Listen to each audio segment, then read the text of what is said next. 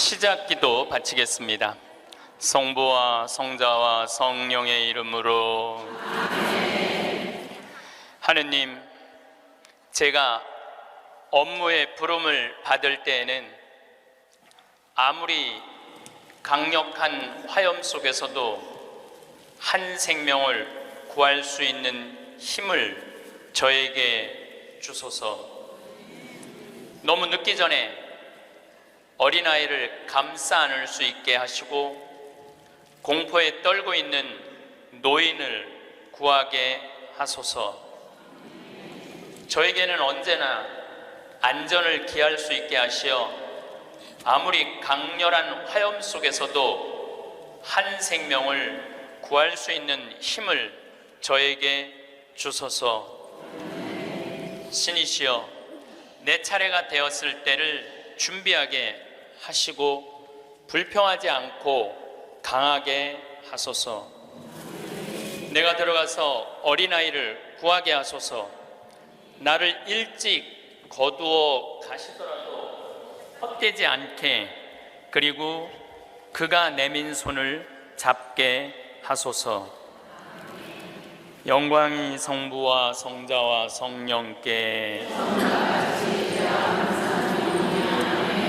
성부와 성자와 성령의 이름으로. 참 예수님,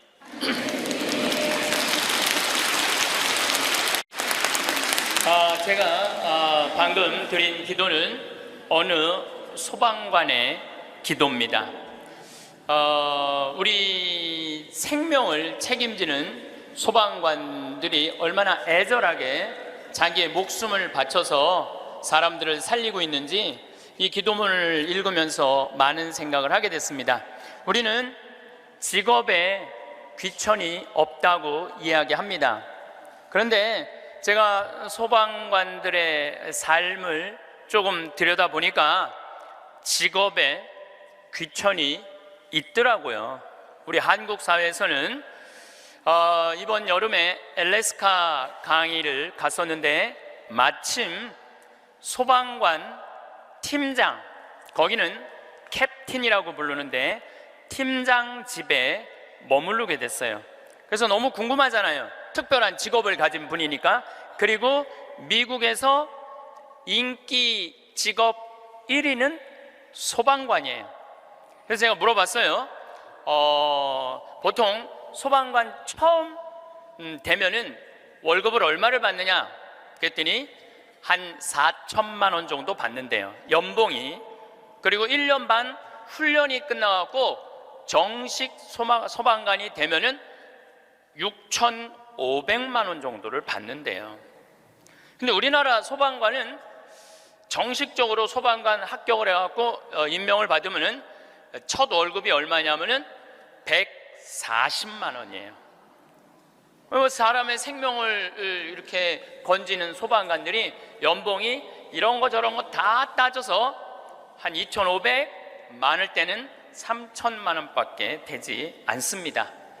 우리 그 캡틴이라는 분은 은퇴를 하고 리타이어를 하고 다시 소방관으로 다시 재취직을 해갖고, 미국은 그런 경우가 참 많아요. 일단 한번 은퇴하고 다시 그 자리로 가서 일하는 경우가 많아요. 그래서 그러면은 당신은 연봉이 얼마가 되냐 그러니까 저는 좀 많죠 그러더라고요. 그래서 얼마가 되느냐 그랬더니 한 1억 5천만 원 정도 됩니다 그러더라고요. 그러니까 미국에 가보면은요, 소방관 월급이 팀장, 캡틴 정도 되면은 1억 5천만 원 정도 돼요. 그리고 뉴욕 경찰, 뉴욕에 강의 갔을 때 내가 그런 거 궁금해 하잖아요. 얼마나 받나. 뉴욕 경찰은 연봉이 얼마냐 그러니까 뉴욕 경찰들은 경위 정도만 되면은, 경사 정도만 되면은 1억이 넘어간대요. 1억이. 그러니까 미국은 소방관, 경찰관, 군인들이 보통 한 5년 정도만 근무를 하면 1억이 넘어가요. 1억이. 제가 잠비아에 봉사활동 이렇게 갔을 때 나하고 같이 일을 하는 수녀님이 20년 전에 독일에서 유학을 했는데 장애시설, 복지학과 유학을 해갖고 장애시설에 많이 다녔대요. 근데 그 장애시설에 심리학과 여자 교수가 있었는데 퇴근할 때 보니까 그 운전기사랑 퇴근을 하더래요. 그래서 어떻게 운전기사랑 퇴근을 맨날 하느냐고, 저 사람 내 남편이라고. 심리학 교수면은 20년 전만 해도, 우리 지금도 심리학 쪽 공부를 했다 그러면은 사회적으로 최고의 직종인데, 아니 당신은 교수고 심리학 교수고 의사인데도 이렇게 대단한데 어떻게 저렇게 남편이 운전기사인데 창피하지 않느냐고. 아무 문제 없다고. 우리 남편은 저 운전하는 걸 너무너무 좋아한다고. 그러니까 이 사람들은 자기가 교수고 남편이 운전기사라도 그 운전기사라는 것 자체가 하나도 안 창피한 거예요. 근데 우리나라 만약에 아내가 대학 교수인데 남편이 노란 학원차 운전하고 다니면은 창피할 것 같아요? 안 창피할 것 같아요? 우리 뭐라 그럴까? 당신 관도 그냥 내 얼굴로 그냥 살아. 아마 분명히 그럴 거예요. 우리나라는요, 머릿속에 직업에 귀천이 있는 나라예요. 그래갖고 수녀님이 너무 놀래니까 거기서 한 가지 더 내가 너무 놀래니까 수녀님이 더 놀라운 일이 있다고, 우리 장애시설에 청소하는 아줌마가 있었대요. 맨날 와서 창문 닦고 아주 즐겁게 노래도 하고.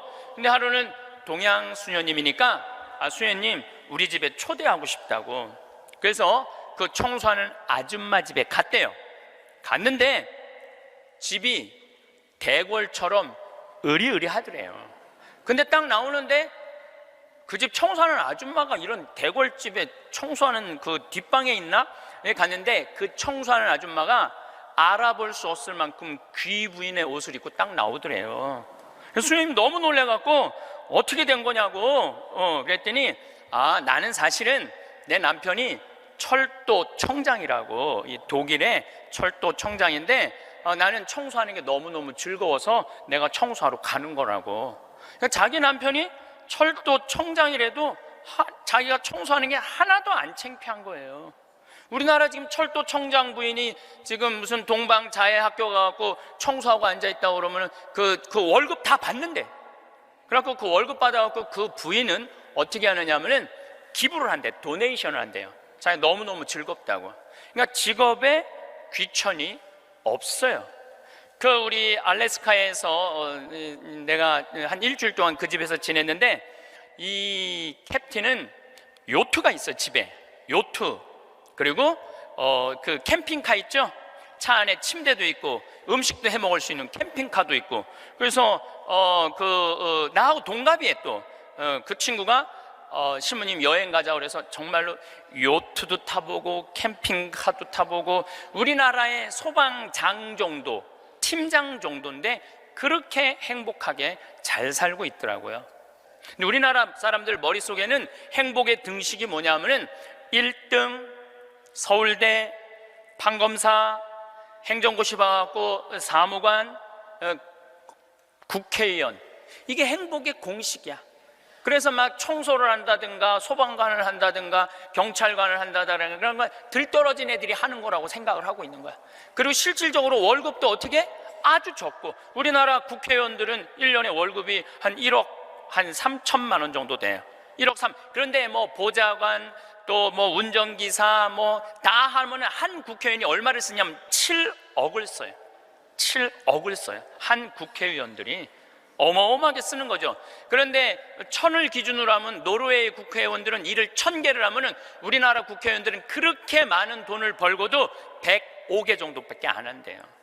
그러니까 우리나라의 최고 슈퍼 갑질은요, 조연아 부사장이 아니라 국회의원들이 슈퍼 갑질을 하고 있는 거예요. 돈은 돈대로 벌고 일은 하지 않는 거죠. 그래도 오늘 저 국회 내년 예산안 통과한 거 보니까 마음이 좀 편하네요. 몇 년 동안 제 나라 통과한 적이 없거든요. 오늘은 내가 아침에 뉴스를 보고 그래도 밥 먹을 자격이 있구나 이런 생각이 들었어요. 오늘은. 근데 여러분들, 앞으로 우리나라는 공부 잘한다고 행복한 시대는 갑니다. 이제 제가 왜 그런 시대가 가는지 말씀을 드릴게요. 10년 전만 해도 우리나라는 대학 입학생이 1년에 60만 명이었어요.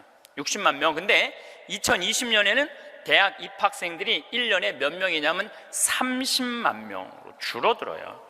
그러면 지금 우리나라 대학이 한 400개 되는데 2020년부터는 대학이 어떻게 줄어들 것 같아요? 300개, 200개 줄어들어요. 그럼 공부 잘해갖고 교수한 분들 다 어디 갈 것 같아요? 다 실직자 돼요. 그러니까 이놈의 새끼야 공부 열심히 해, 너 공부해야지 먹고 살아, 이런 시대는 끝나요. 이제는 앞으로 어떤 사람들이 정말로 먹기 살기 좋은 시대가 되느냐면 용접하는 사람들, 포크레인 운전할 줄 아는 사람들, 그 다음에 요리 잘하는 사람들, 청소 잘하는 사람들, 이런 사람들이 행복한 시대가 온다니까요. 세상이 너무나 지금 변하고 있어요. 우리 생태마을에 올해 직원들을 채용을 해요. 이것도 귀가 번쩍 분들이 이런 분들이 있을 거예요. 야, 나도 한번 거기 가볼까? 근데 이번에 자격은 뭐냐면 고등학교 졸업 예정자들만 뽑아요. 나는 대학 졸업 예정자들도 안 뽑아요. 대학원 졸업 예정자들도 안 뽑아요. 혹여 가끔 대학 졸업한 사람들, 대학원 다니는 사람들 뽑아요. 우리도 뽑는데 월급은 고등학교 졸업한 사람이나 대학 졸업한 사람이나 대학원 졸업한 사람이나 우리 생태마을 초월급은 똑같이 200만 원이에요. 고등학교 졸업해도 직원으로 되면 무조건 200만 원이에요. 아니 생각을 해봐요. 아니 매주 띄우는데 뭐하러 대학원 자격증이 필요해? 아니 배추 심는데 뭐하러 대학 졸업한 사람이 필요해요? 우리 생태마을에 필요한 사람은 어떤 사람이 필요하냐 하면 성실한 사람, 성격 좋은 사람, 이런 사람이 필요해요. 그리고 뭐 우리 생태마을에 지금 다녀간 사람이 100명도 넘죠. 우리 직원이 지금 한 40명 되니까 많이 바뀌어요. 근데 남아있는 사람이 어떤 사람이 남아있느냐면은 가정환경 행복했던 사람, 성실한 사람, 이런 사람들이 남아있어요. 가정환경 불행했던 사람, 어린 시절을 힘들게 지냈던 사람은요 많이 견뎌야 6개월이에요. 그러니까 이제는 공부를 잘하는 사람이 성공하는 시대가 아니라, 공부를 잘하는 사람이 성공하는 시대가 아니라 행복한 사람이 성공하는 시대가 오는 거예요. 근데 우리나라 OECD 국가 어린이 행복지수 조사를 해봤는데 11살, 13살, 15살을 대상으로 행복지수를 점수를 내봤는데 노르웨이가 95점인데 우리나라 애들이 60점이에요. 우리나라 애들은 안 행복해요. 이거 OECD 국가 중에 우리나라가 꼴등이에요. 심각합니다. 왜 심각하냐 하면은 어렸을 때 안 행복한 애들이 커서 행복할 것 같아요? 절대 그런 일은 없어요. 어렸을 때 추억이 많고 어렸을 때 행복한 애들이 커서도 행복한 거예요. 근데 우리나라는 대학생이 하루에 몇 시간 공부하냐면 4시간 공부해요. 초등학생이 하루에 몇 시간 공부하냐면 5시간 반을 공부를 해요. 중학생은 하루에 몇 시간 공부하느냐면 7시간을 공부해요. 고등학생은 하루에 몇 시간을 공부하느냐면 8시간 반을 공부를 해요.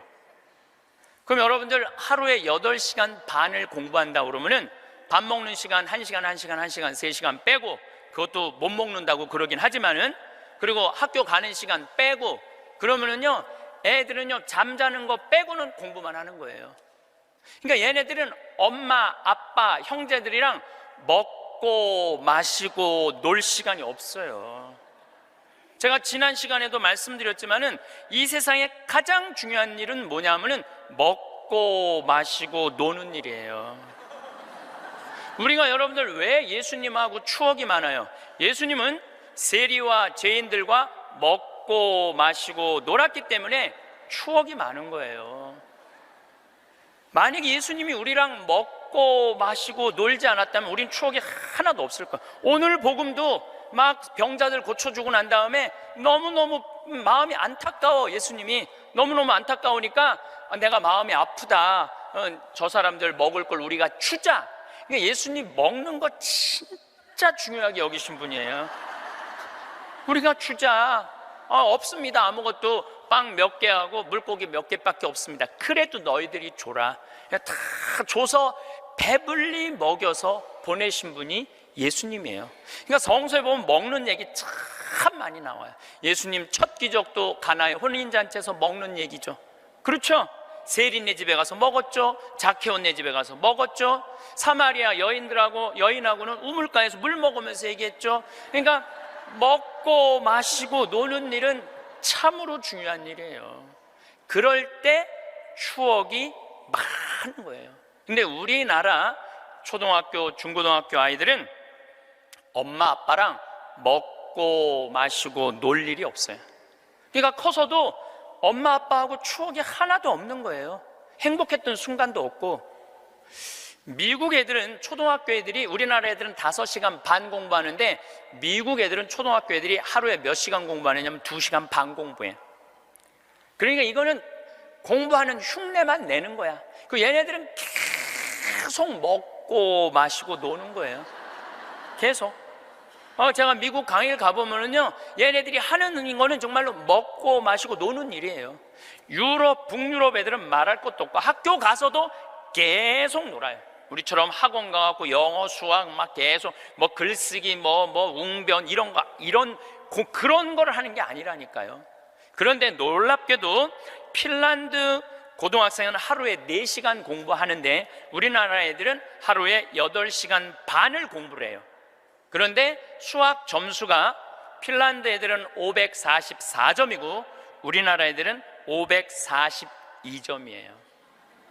4시간 공부하는 애들하고 8시간 반 공부하는 애들하고 수학 시험을 보는데 누가 더 잘 보느냐면은 핀란드 애들이 훨씬 잘 본다는 거예요. 이게 무슨 얘기냐면 여러분들이 자녀들 학원 보내는 거 다 쓸데없는 데다 보내고 있는 거예요. 그 시간에 애들이 학원 가서 뭐 할 것 같아요? 휴대폰 갖고요, 게임하고 친구들하고 노는 거예요. 그 시간에 애들 학원 가 있다고 여러분들이 그걸 교육이라고 생각하는 이 대한민국이 불행한 거죠. 그 시간에 엄마 아빠랑 맛있는 음식 만들어 먹고 손잡고 소풍 다니고 눈 바라보고 같이 놀았다면은 걔네들은 건강하게 살았을 거예요. 근데 엄마 아빠하고 그랬던 적이 하나도 없어. 여러분들 사람이 커서요, 어렸을 때 가장 기억에 많이 남는 게 뭔지 아세요? 엄마가 맛있는 음식 해줬던 거. 이게 가장 기억에 많이 남는데요. 그리고 가장 행복했던 순간이 뭔지 아세요? 엄마가 맛있는 거 해준 거 너무 맛있게 먹은 거. 그게 가장 행복한 순간이래요. 근데 우리나라 대한민국의 청소년들은 엄마가 맛있는 거 해준 거 먹은 기억이 없어요. 학교 다니느냐고. 그러니까 애들이 행복하지 않은 거죠. 애들은 그냥 서울대학 가야 되니까 경쟁을 해야 돼. 서울대학 가야 돼. 놀 시간이 어딨어. 여러분들 토끼와 거북이 얘기 아세요? 이거 참 웃기지도 않는 얘기 여러분들이 알고 있는 거예요. 왜냐하면 토끼하고 거북이하고 시합을 했는데 어떻게 거북이가 이겨요? 말도 안 되잖아요. 말도 안 되는 얘기예요. 어떻게 거북이가 이겨요? 이렇게 발바닥도 땅바닥에 있고 이렇게 가는 거북이가 그냥 뛰어다니는 토끼를 어떻게 이겨요? 2000년 전 이솝우화 얘기예요. 그러니까 2000년 동안 사람들은 거북이가 빠른 줄 알고 있어, 사람들은. 근데 요즘 새로운 일이 벌어졌어요. 그 후손 토끼가 생각해 보니까 너무 자존심 상하는 거야. 아니 이 빠른 우리가 거북이한테 진다는 걸 모든 사람들이 알고 있다는 게 너무 웃기잖아요. 그래갖고 토끼가 거북이한테 도전장을 내요. 다시 시합하자. 2차전을 벌이자. 2차전을 벌이자. 그래갖고 거북이가 생각해 보니까 니네들은 이 토끼들은 막 뛰어야 되기 때문에 심장이 너무 빨리 뛰기 때문에 쉬어야 돼. 그래서 얘네들은 반드시 뭐가 필요하냐면 토끼 잠이 필요해요. 토끼 잠을 자야 돼, 얘네들은. 그러니까 거북이는 믿는 구석이 있어. 너 또 토끼 잠 잘 거니까 시합해도 우리가 분명히 이길 것이다. 그래도 거북이가 생각해 보니까 그래도 준비를 해야 될 것 같아. 그래서 거북이도 어떤 준비를 하냐면은 나도 토끼처럼 뒷다리를 똑바로 세우는 훈련을 이제 하기 시작한 거예요. 뒷다리를 세워갖고 내가 빨리 좀 가야 되겠다. 뒷다리. 그리고 생각해 보니까 거북이한테 최고 치명은 뭐냐면 두꺼운 등딱지야. 그래서 등딱지를 가볍게 갈기 시작했어요. 병원 다니면서 나 좀 갈아줘라, 이거 좀 가볍게. 그래갖고 준비를 충분히 했어요. 드디어 2차전이 시작이 됐어요. 아니나 달라 토끼가 총알같이 뛰어나갔죠. 근데 거북이는 뒷다리를 이제 세워놨으니까 얼마나 거북이도 만만치 않잖아요. 쫙 가면서 믿는 구석이 있어서, 어떤 믿는 구석이 있었느냐면은 이제 분명히 저 나무 밑에서는 토끼 잠을 잘 것이다. 예. 그래갖고 토끼가 딱 보니까 역시 멀리서 지가 뒷다리를 세워봤자지. 그래갖고 쫙 오는데 자도 될 것 같아. 딱 잠을 자면서 내가 1시간만 자야지, 2시간 잘 거, 1시간만 자야지. 그런데 이제 거북이는 지나갔어. 지나가면서 네가 그러면 그렇지, 네가 토끼가 토끼 잠을 자야지. 딱 어느 정도 중간까지 갔는데 토끼가 깨어난 거예요. 2시간 잘 거 1시간, 훈련을 열심히 했으니까 1시간 만에 딱 깨어나갖고 거의 결승점 도달점에 총알같이 토끼가 지나간 거예요. 그리고 거북이가 가다 보니까 토끼가 지나간 거예요. 그래서 이제 토끼가 이 불명예를 씻었어요. 드디어 이제 모든 이 짐승계에는 드디어 토끼가 이겼댄다. 걔가 토끼잠을 줄여갖고 그 거북이를 이겼댄다. 근데 이제 누가 슬프기 시작했느냐면 거북이가 슬프기 시작했어요. 내가 지다니, 이건 있을 수 없는 일이다. 내가 2000년 동안 거북이의 그 성실성 하나로 거북이가 토끼를 이겼다고 모든 세상이 다 알고 있는데 내가 이게 지다니, 이건 있을 수 없는 일이다. 절치부심한 거북이가 다시 토끼한테 도전장을 냈어요. 한 번 더 붙자. 3세판이다. 3세판. 한 번 더 붙자. 토끼가 그래? 뭐 그러면은 귀양 내가 명예를 씻으려면 완전히 씻어야 되니까 한 번 더 붙자. 이번에 거북이는 아무리 생각해도 뒷다리 갖고는 안 될 것 같아.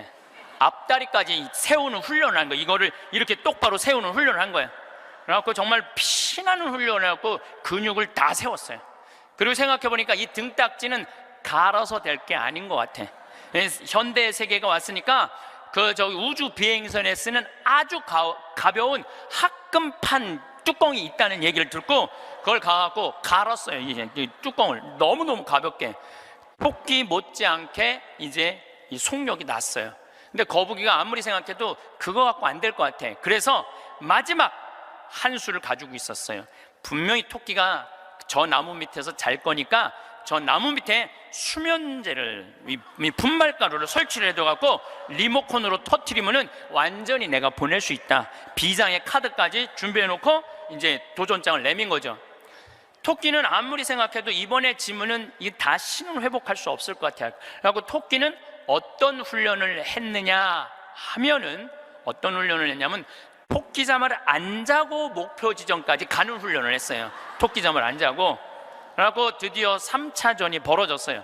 3차전이 벌어져갖고 출발을 했는데 토끼가 보니까 거북이가 옛날엔 뒷다리만 세웠는데 이제는 앞다리까지 세워갖고 뛰는데 이게 만만치가 않은 거예요. 내가 정말로 자면 안 된다. 죽어라고 뛰면서 나무 밑에 도착했는데 너무 졸렸지만 그걸 극복하고 뛰어갔어요. 아니 리모컨까지 다 설치하고 이제 터트리기만 하면 이제 완전히 재워갖고 그 토끼잠으로 이기려고 그랬는데 리모컨 터트릴 시간이 없는 거예요. 이건 해보지도 못하고 져버렸어, 거북이가. 그러니까 거북이가 뭐가 왔느냐면 우울증이 왔어요.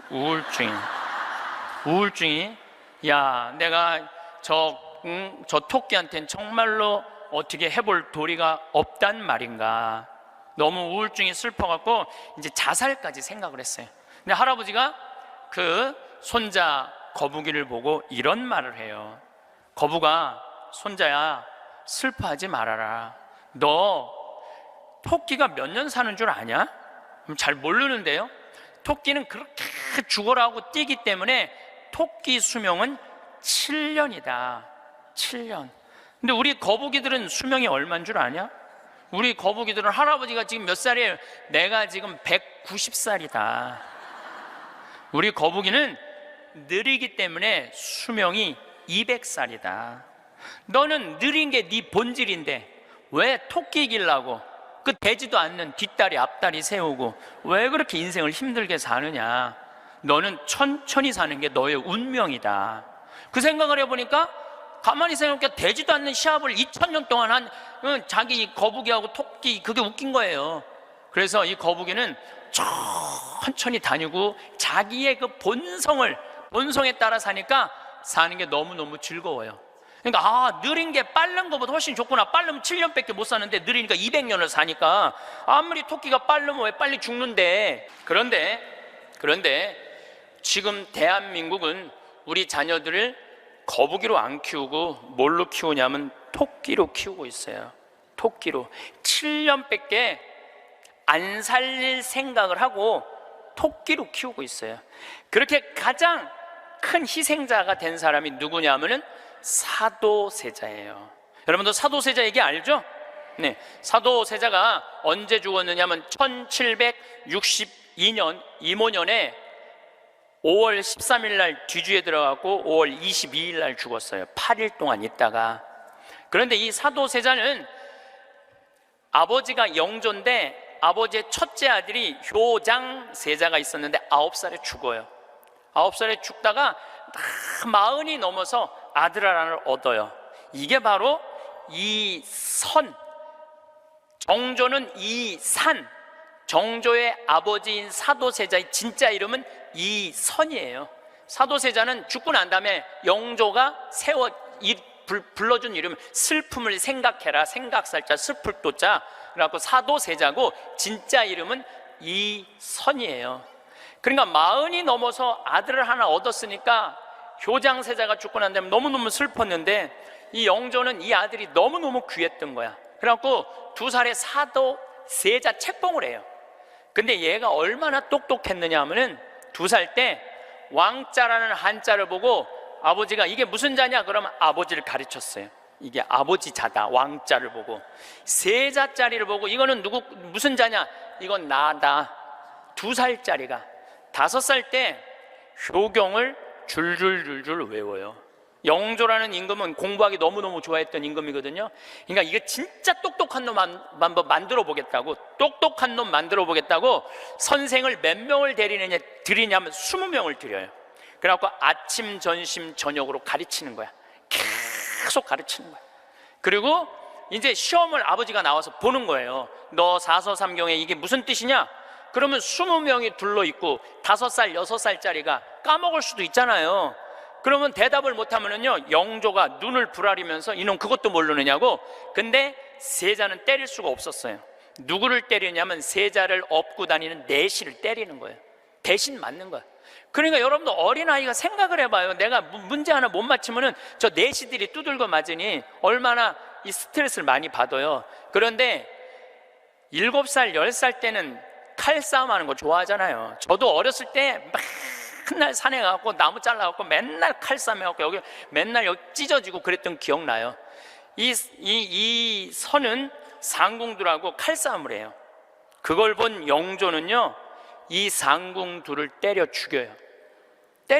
그냥. 그걸 보고 이 사도세자는 너무너무 무서웠던 거야, 아버지가.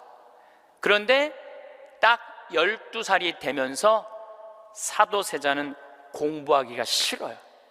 그래서 이때부터 책만 보면 머리가 지끈지끈 아픈 거예요. 그러니까 조기 교육의 최고의 희생자는 누구냐면은 사도세자예요. 그러니까 아버지는 공부를 가르치는데 아들은 공부하기가 싫은 거야. 그리고 얘가 키가 엄청나게 커요. 사도세자가 세자 그래갖고 나만큼 조그만 줄 아는데 키가 1m 막 80대고 청룡도를 휘두를 정도로 힘이 좋았다는 거. 관우가 청룡도를 휘두르고 그랬다는 거예요. 말도 잘 차고 화살도 잘 쏘고. 근데 아버지는 그게 너무너무 싫었던 거야, 그렇게 하는 게. 그래 아버지하고 점점 갈등을 일으키면서 광증에 시달려요. 미쳐갖고 나중에는 마지막에 자기가 데리고 있었던 시종들 100명을 죽여요. 마음에 안 들면 칼로 쳐 죽이는 거예요. 나중에 무당하고도 살고 비구니 스님하고도 살고 도저히 아버지가 컨트롤할 수 없을 정도로. 엄마도 해경궁 홍씨도 자기 남편을 컨트롤할 수 없어요. 그래서 결국은 죽일 수밖에 없었던 거예요. 이게 사도세자의 슬픔이에요. 이게 조기교육의 희생자예요. 조기교육의 희생자. 그런데 이 사도세자도 내가 보기엔 딱 7년 만에 돌은 거야. 토끼처럼 7년 만에 돌은 거예요. 근데 여러분들도 초등학교 1학년 때부터 애들 어떻게 해요? 영조가 20명 선생 된 거나 여러분들이 학원 애들 10개, 12개 보내는 거나 다를 바 하나도 없어요. 애들 미치게 만드는 거예요. 그러면은 언제까지가 애들이 엄마가 시키는 대로 따라하느냐면 중학교 1학년 때까지는 딱 시켜요. 해요. 근데 딱 그 7년이 지나고 나면 애들 눈빛이 쫙 꺾어지기 시작해요. 네. 중학교 2학년만 되면은 눈빛이 싹 돌아가기 시작해요. 돌아가기 시작하면 그때부터 애들은 미치는 거예요. 근데 여러분들 이게 웃을 일이 아니에요. 그 미치는 애들이요 한둘이 아니에요. 참 많아요. 그럼 이때부터는 엄마도 컨트롤이 안 되는 거예요. 아버지도 컨트롤이 안 되는 거예요. 그럼 얘는 행복했던 순간이 하나도 없었던 거야. 행복했던 순간이 없기 때문에 이때부터는 엄마한테 소리 지르고 물건 던지고 심지어는 엄마를 때리는 아이들도 참 많습니다. 이 엄마들은 어디 가서 얘기도 못해요. 얘기도 못해. 중학교 2학년 3학년 되는 애한테 맞는다, 자식이 무서워서 벌벌벌벌 떠는 부모들이 참 많습니다. 그럼 얘가 미치게 만드는 장본인이 누구예요? 엄마들이에요. 엄마들이 얘를 미치게 만드는 거예요. 미쳐갖고 이제 애가 이렇게 뛰고 저렇게 뛰면 나한테 데리고 와요. 그러면 얘네들 눈빛이 싹 돌아간 걸 내가 봐요. 그럼 상담을 해보잖아요. 그럼 걔네들이 나한테 하는 얘기가 자기는 초등학교 때 자기 자유시간이 하나도 없었다는 거예요. 자유시간 하나도 없이 엄마가 이 학원 가라면 저 학원 가고 저 학원 가고 저 학원 가고, 그래서 자기 미치겠다는 거예요. 막 속에서 불이 일어난다는 거예요. 불. 이 사도세자가 뭐라 하냐면 자기 속에서는 울화증이 일어났다. 울화증이. 만약에 영조가 사도세자가 그렇게 무기신식이라는 무에서도 편해요. 사도세자가 그만큼 똑똑한 사람이었고, 만약에 영조가 이 아들을 정말로 청룡도도 마음대로 하게 하고 창, 활, 말 다 잘 탔거든요. 그렇게 키웠다면 우리나라는 광개토왕 대왕만큼 훌륭한 군주, 강력한 군주를 18세기에 모실 수 있었을 거야. 사도세자가 죽고 난 다음에 정조가 임금이 됐잖아요. 권력 기반이 취약했어요. 그 다음에 정조가 1800년에 죽고 순조, 헌종, 철종, 고종 다 7살, 10살, 18살, 17살짜리들이 왕 되면서 조선은 끝난 거예요. 여러분들도 지금 가만히 생각해 봐요. 지금 내가 하나 둘 가지고 있는 애 공부 그렇게 시켜갖고 미쳤어.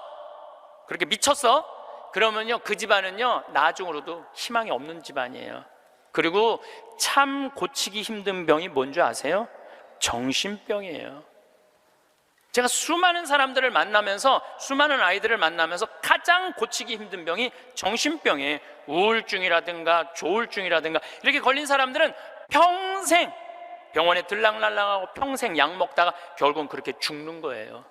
근데 자기 자식을 뒤주에 가둬서 죽이지는 않지만, 여기 있는 분들 중에 뒤주에 가둬서 죽일 사람은 없지만은 그렇게 미치게 만드는 부모들이 참 많다는 거예요. 미치게 만드는 거예요. 그놈의 1등 병 때문에. 여러분들 초등학교 때 막 뛰어노는 애 중에 미치는 애들은 없어요. 초등학교 때 막 엄마 아빠랑 같이 뛰어놀고 들로 산으로 뭐 친구들하고 어울리고 엄마 아빠하고 먹고 마시고 논 아이들 중에 미치는 애들은 없어요. 어떤 애들이 미치냐면 되지도 않는, 머리 돌아가지도 않는 책상에서 학원에서 시달리면서 미치는 애들이 많은 거죠. 거북이가 등딱지 합금으로 바꾸듯이 자식 영어 발음 좋게 한다고 혀 이렇게 늘리는 수술하고 초등학생들한테 10개씩 학원 다니게 하는 일이 자식 미치게 만드는 일이에요. 이렇게 얘기해요. 엄마 나 왜 이렇게 공부해야 돼? 너 1살서부터 30살 때까지 열심히 공부해서 나중에 행복하게 하려고 그래. 나중에 행복한 건 없어요. 행복하려면 언제 행복해야 돼? 지금 행복해야 돼요. 지금 행복하지 않는 애는 나중에도 안 행복해요. 여러분들도 마찬가지입니다. 많은 분들이 나는 이제 아파트도 사놓고 애들 결혼도 시켜놓고 내가 이제 60살서부터 나중에 행복해야지. 그런 분은요 떨커덕, 오늘 아침에도 내가 나오면서 암 걸린 분 안수기도를 해주고 나왔는데 내 손에서 안 나와도 안수를 받고 싶다 그래서 내가 해주고 왔어요. 내 손에서 안 나와도 안수를 받고 싶다 그래서 해주고 나왔는데 자매님 보니까 굉장히 건강한데 무슨 암 말기래요. 대개 우리는요, 나중은 안 기다려요. 그러니까 행복하려면 언제 행복해야 돼? 지금 행복해야 돼. 지금 맛있는 거 사 먹으려면 언제 사 먹어? 지금 사 먹어야 돼. 나중에 사 먹지 말고. 경치 좋은 데 가려면 언제 가야 돼? 지금 가야 돼. 지금. 나중에 가지 말고. 근데 우리는 애들한테 이렇게 얘기한단 말이에요. 너 1살서부터 30살 때까지 고생해야지 나중에 행복하다는 거야. 이제는 1살서부터 30살까지 공부 죽어라 해도 행복한 시대는 갔어요. 이제 교수 돼도요, 일자리 치열합니다. 지금 변호사들, 노는 변호사들 수두룩하게 많습니다. 이제는 머리로 사는 애들이 행복한 세상이 오는 게 아니라 몸으로 사는 애들이 행복한 세상이 다가오고 있어요. 나는 어제도 우리 직원이 저녁에 이제 대전에서 강의 끝나고 들어갔는데, 고등학교 졸업하고 군대 갔다 와서 대학교 다니다 때려치고 우리 집에 왔어요. 내가 이렇게 물어봤어요. 이리 와봐라, 너 오늘 이 강의 준비하면서 네가 지금 대학교 4년을 다녔으면 얼마를 대학에다가 쏟아 넣을 것 같아? 1억 쏟아 넣는데. 1억 쏟아 넣지? 근데 너 이제 대학 안 다니니까 1억은 이제 모아놓은 거 아니야? 그럼 그 1억 너한테 안 쏟아 놓으면 엄마는 그 돈 갖고 뭐 할 것 같아? 엄마는 노후대책연금 붓겠죠. 그래, 엄마는 노후대책연금 붓고 넌 1억 저축하고 벌써 니네 집은 2억 벌은 집이다. 대학을 안 다니면 안 다닐수록 돈을 버는 거다. 근데 너 지금 내가 이번에도 월급을 한 1년 안 됐는데 340만 원 올려줬어요. 우리는 5년만 근무하면 무조건 300만 원씩 받을도록 내가 해주는 거예요. 그럼 너 지금 5년, 4년 근무하면 너 1억 모은다. 기숙사에서 먹고 자고 쓸 일도 없고, 거기는 해만 떨어지면 돈 쓸 데도 없어요. 너 그러면은 4년 동안 딴짓 안 하고 착실히 돈 벌으면 너 1억 버는 거야. 그럼 넌 30 전에 2억짜리 아파트 살 수 있는 거야. 우리나라 지금 대학 나온 45만 명 졸업하는데 제대로 된 직장에 취직하는 숫자가 몇 명이에요? 5만 명밖에 안 돼요. 40만 명은 2년, 3년 빈둥빈둥거리고, 심지어는 엄마 아버지가 애들 때문에 경비에 나가갖고 그거 해갖고 애들 생활비 대주고 뒷돈 대주고 그러고 있는 거예요. 그러니까 지금 여러분들 지금 대한민국에서 없애버려야 되는 건 내가 보기엔 대학이야. 대학만 없어지면 전부 일의 소중한 가치를 배우고 다 행복하게 살 수 있어. 아니, 대학 졸업하고 딱딱딱 취직하면은 내가 왜 대학을 귀하게 여기지 않아요? 대학 졸업하는 애 거의 반 이상은 빈둥빈둥 놀고 있는데. 그러니까 우리나라 할머니 60, 70 된 분은 쓸 머리 나쁜 몸으로 살 놈한테 돈 쏟아 넣느냐고. 세계 빈곤율, 노인 빈곤율이 우리나라가 1위예요. 1위. 돈이 없어요. 다른 나라 사람들은 나이를 먹으면 얼마나 럭셔리하게 사는데요. 놀지도 못하고 죽어라 30살까지 나중에 행복하려고 공부했는데 취직 안 되면 그 허탈감, 좌절, 이거는 어른들은 상상할 수 없을 만큼 힘든 거예요. 상상할 수 없을 만큼. 한 3달 전에 아주 이쁘장한 여자아이가 절 찾아왔어요. 공부도 굉장히 잘하는 아이예요. 공무원 시험을 보는데 계속 3번인가 4번 떨어진 거예요. 너무너무 좌절감, 우울증에 시달려있는 아이예요. 그래서 날 찾아왔어요. 그래서 내가 얘기했어요. 꼭 공무원을 해야 되냐? 꼭 좋은 회사를 가야 되냐? 그냥 내가 즐겁게 일하고 그냥 행복하게 살면 되지 왜 그 힘든 목표를 세워놓고 계속 좌절감을 느끼느냐? 넌 좀 오늘을 좀 행복하게 살아라. 근데 이 친구가 며칠 전에 저한테 메시지 했어요. 신부님, 저 취직했어요. 너무너무 행복해요. 눈높이를 조금만 낮추면 우리는 지금 행복할 수 있는데 항상 나중에 행복하려고 눈높이를 너무 높여갖고 그것도 못하고 이것도 못하고 저것도 못하는 거예요. 그러니까 우리나라 애들 1살서부터 30살까지 안 행복해. 그럼 30살서부터 60살은 행복해요? 30살서부터 60살? 안 행복해. 왜 안 행복하냐면 이 30살서부터 60살들은 자기 인생이 없어. 왜냐면 1살서부터 30살 된 자식들 뒷바라지 않으냐고 자기 인생이 없는 거야. 그러니까 자기를 위해서 학원을 다녀봤던 적이 없어. 30살서부터 60살들은 기타 학원을 다닌다든지 피아노 학원을 다닌다든지 꽃꽂이 학원을 다닌다든지 나처럼 필라테스 학원을 다닌다든지 자기를 위해서 이런 학원을 다녀본 적이 없어. 자기 인생이 없어. 오로지 자식 뒷바라지 않으냐고. 그래서 헬리콥터 맘이라고 그러잖아요. 자식들이 뺑글뺑글 따라다니는 거야. 초등학교 유치원 따라다녀, 초등학교 따라다녀, 중고등학교 따라다녀, 심지어는 대학까지 따라다닌다는 거예요. 그래갖고 커리큘럼 수업 과정 짜주군 엄마들 많아. 그리고 학점이 조금 나오면 교수한테 가서 따진다는 거. 우리 애 학점이 왜 요것밖에 안 주느냐고. 나중에 취직하려면 학점이 높아야 되는데. 군대도 뺑글뺑글한데요. 요즘 뭐 카카오톡이 돼갖고 엄마들이 애들 군대 생활을 볼 수 있대요. 그럼 애가 좀만 얼굴이 이상하면은 그 상사한테 그런대요. 왜 우리 애 얼굴이 이러느냐, 뭐가 문제가 있느냐.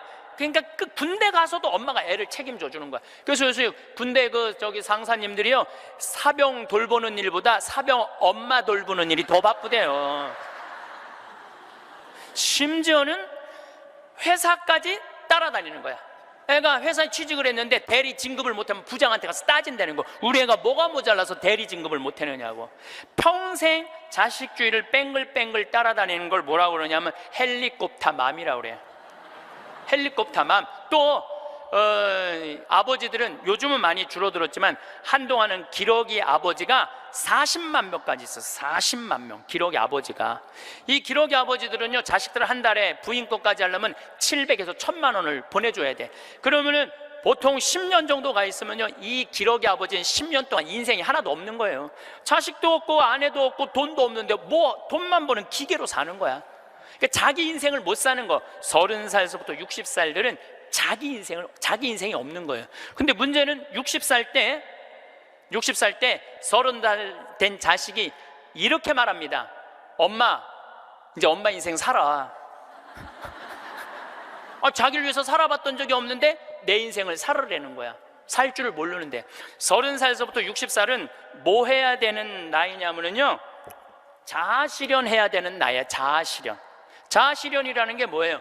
자기의 능력을 쓰는. 오늘 물이 없는데 여기 물을 하나 갖다 놓으면 내가 이 물을 안 먹었으면은 이 물은 자아실현하는 물이에요? 자아실현 안 하는 물이에요? 자아실현 안 하는 물이에요. 내가 먹어줘야지 자아실현이 되는 물이에요. 자아실현이 되는 물이에요. 여러분들이 샴푸를 하나 샀어. 그럼 샴푸를 사면은 그 샴푸를 한 방울까지 다 쓰면은 여러분들 기분 좋아요, 안 좋아요? 그 샴푸는 나한테 와서 자기 능력을 다 썼어요, 안 썼어요? 그럼 자아실현한 거야, 안 하는 거예요? 자아실현한 거죠. 내가 요즘 목욕 가방에 샴푸 하나 다니는데 요만큼 남았어. 그 짜서 쓸 때마다 기분이 너무 좋아요. 너 이제 자아실현 다 돼가는구나. 이제 자기 능력 다 썼으니까. 우리 사제관에 개가 한 마리 있어요. 문수라는 개가 있는데 얘가요, 딱 사제관에 도착하면은요, 총알같이 튀어나와요, 자기 집에서. 그리고 요만한 개가 내 가슴까지 뛰어 올라와요. 그리고 놀라운 거는요, 얘가 사제관에 신부들이 오면 안 물고 안 짖어요. 근데 여자들만 오면은 잡아 먹을 듯이 짖어요, 진짜로. 그리고 막 엉덩이고 허벅지고 다 깨물어요. 얘 자아실현 하는 게 자아실현 안 하는 게예요. 자아실현 하는 게예요. 근데 우리나라 30살서부터 60살 된 많은 분들은 자기 능력을 안 써요. 자기 능력을 안 쓰고 자식만을 위해서 살아요. 근데 60살서부터 엄마 인생을 살려고 그러면은 자기 능력이 뭔지를 모르는데, 그러니까 사는 게 재미가 하나도 없는 거야. 사는 게. 인생은요, 재미있어야 돼. 의미가 있어야 돼. 이 두 가지가 같이 가야 돼. 재미와 의미가 같이 가야 돼. 그런데 내가 기타를 잘 쳤다면 기타 치러 온 세상 돌아다니고, 꽃꽂이 했다면 온 성당에 꽃꽂이 하러 다니고, 뭐 춤췄다면 춤추러 다니고 이럴 텐데 나를 위해서 한 게 하나도 없는 거야. 그러니까 사는 게 재미가 없는 거야. 60살서부터 100살까지 어떻게 살아?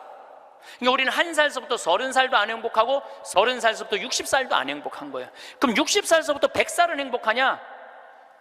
이 얘기는 이제 다음 시간에 하도록 하겠습니다. 기도, 자녀를 위한 기도 바치겠습니다. 성부와 성자와 성령의 이름으로.